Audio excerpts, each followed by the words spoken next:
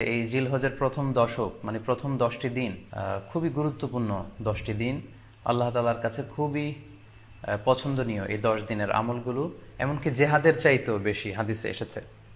এবং কালামুল্লাহ মাজিদে আল কোরআন আল কারিমে আল্লাহ তাআলা এই জিলহজের প্রথম 10 দিনের শপথ করেছেন।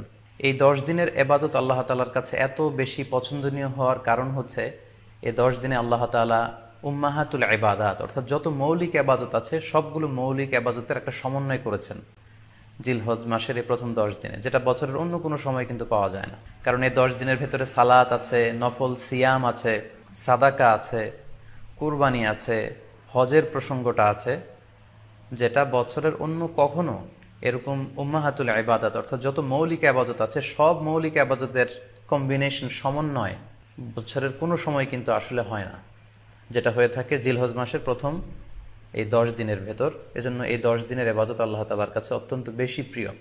এজন্য আল্লাহ রাসূল সাল্লাল্লাহু আলাইহি ওয়াসাল্লাম এই 10 দিনে যাতে আমরা বেশি বেশি নফল ইবাদত করি আমাদেরকে উৎসাহিত করেছেন। পাশাপাশি আমরা যেন বেশি বেশি তাহমিদ, তাহলিল, তাকবীর দিয়ে এই 10টি দিনকে মুখরিত করে রাখি, এজন্য তিনি আমাদেরকে আদেশ করেছেন।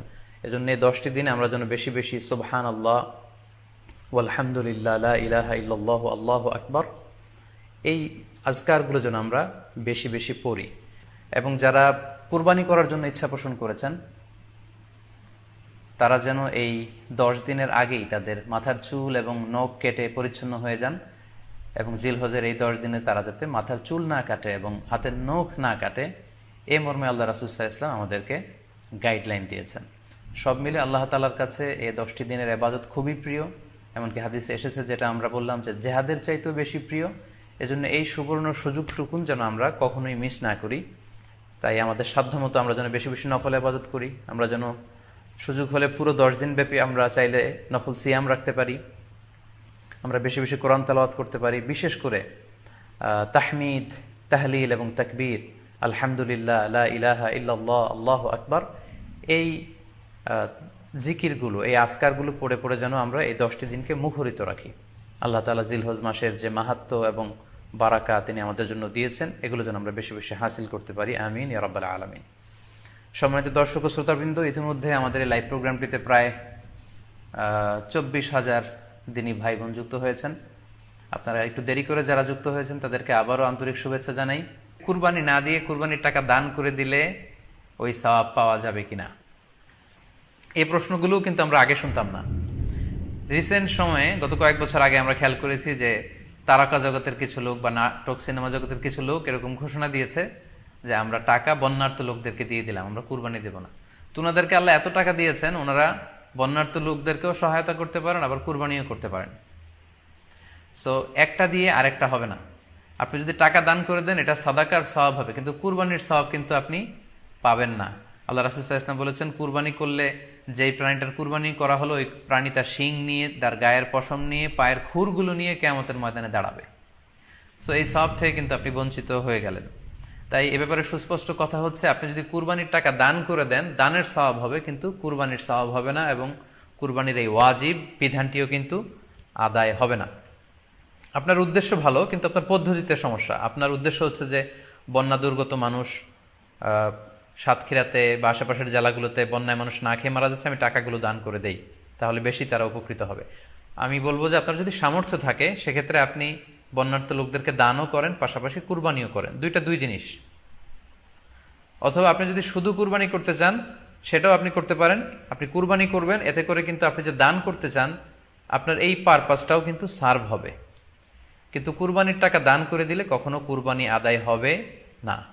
আপনি যদি কুরবানি করেন এক্ষেত্রেও কিন্তু দরিদ্র জনগোষ্ঠীর বিশাল স্বার্থ এখানে আছে, কারণ বছরের একটা দীর্ঘ সময় ধরে এই সুবিধাবঞ্চিত মানুষগুলো কিন্তু আমিষের অভাবে তারা ভোগে, পুষ্টিহীনতায় ভোগে। তারা এমনও অনেক ফ্যামিলি আছে বছরে শুধু এই কুরবানির সময় এই মৌসুমটাতে তারা কিছু গোশত খেতে পারে।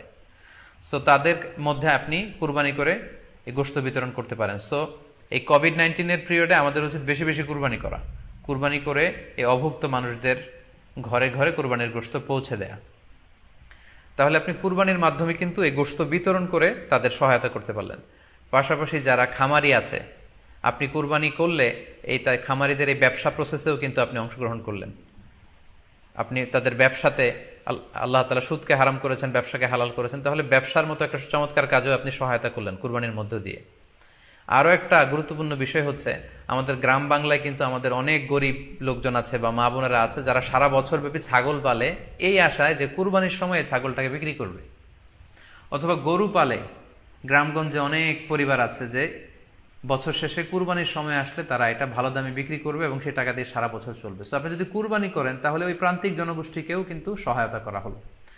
পাশাপাশি কুরবানির এই সময়গুলোতে হাজার হাজার কসাইদের একটা জীবিকার ব্যবস্থা হয়।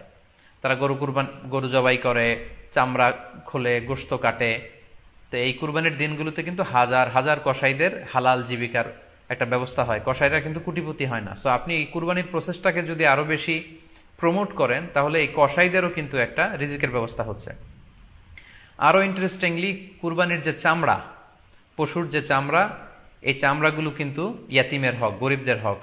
সো আপনি কুরবানির চামড়া বিক্রি যদি করে দেন, চামড়া চাইলে আপনি ব্যবহার করতে পারেন, অথবা বিক্রি করলে এটা কিন্তু ইয়াতিমখানাতে, মাদ্রাসাগুলোতে, হ্যাঁ, অভাবী মানুষদেরকে এই দামটা কিন্তু দিয়ে দিতে হয়। ফলে কুরবানির এই চামড়া থেকে কিন্তু মাদ্রাসাগুলো বা ইয়াতিম ছাত্রছাত্রীরা উপকৃত হচ্ছে। তাহলে এখানে অনেক বিষয় জড়িত। যদিও বর্তমান সময়ে চামড়া শিল্প ধ্বংস করার একটা বিশাল পায়তারা চলছে, চামড়ার দাম পড়ে যাচ্ছে। তো আমরা যদি কুরবানি না দিই আমাদের চামড়া শিল্প হুমকির মুখে পড়বে। এবং এই যে হাজার হাজার মাদ্রাসা এবং এতিমখানা আছে যাদের একটা বড় ইনকামের বা আয়ের উৎস হচ্ছে কুরবানির সময় এই চামড়ার টাকা। সো মানে with all this discussion it seems that through sacrifice you can contribute more.